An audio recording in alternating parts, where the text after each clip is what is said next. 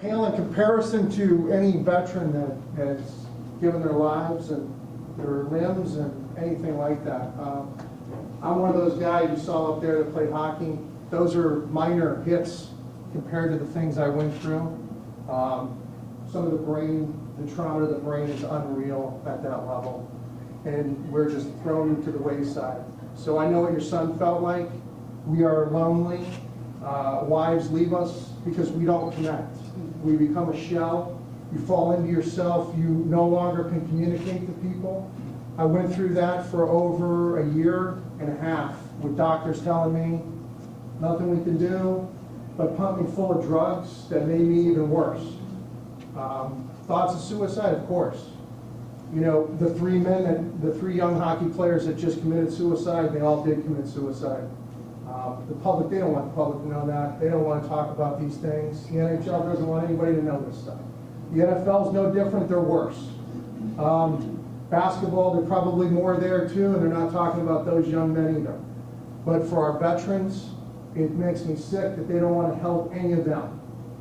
I'm just a hockey player, an athlete, nowhere compared to a young man or woman that's gone to Afghanistan or Iraq, has been blown up and faced these horrible things. But I can tell you, I wouldn't be up here speaking unless I was able to go through the 80 treatments I went through, because I can clearly think right now. I can actually read where I couldn't. It's frustrating when you have a son that's 5 years old and you can't help him with kindergarten work because your brain just doesn't function. If it wasn't for Rob Beckman, Tim Fanning, Dr. Mosiani, Dr. Sinakis, I wouldn't be up here. I'm going through a horrible case for my son right now, and I can tell you if I was going through that without these treatments, I most likely would have committed suicide. You know, seriously, because that's how you feel. You don't realize how badly your brain is damaged.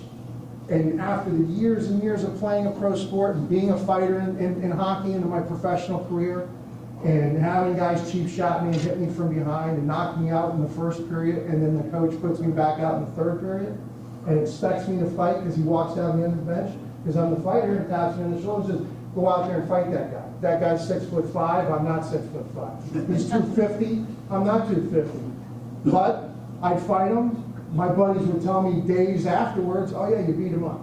And I'd say, well, that's great, I don't remember anything. You know, and I did for years and years and years. So I know what it feels like to be lonely inside. My dad, my mom, my brother, family, always behind me, but I at times didn't know who I was because I wasn't the same kid that I was when I was little, you know, very engaging, loved sports, loved family. I started to fall the other way, just got real dark. So after these 80 treatments, I can tell you for a fact it works.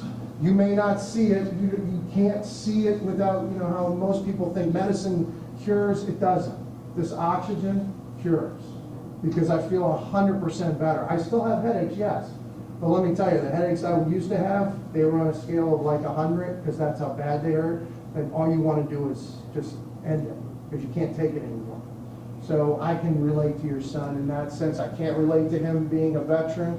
God bless him and every one of them that have fought for us and saved our lives, because that is more important. Thank you.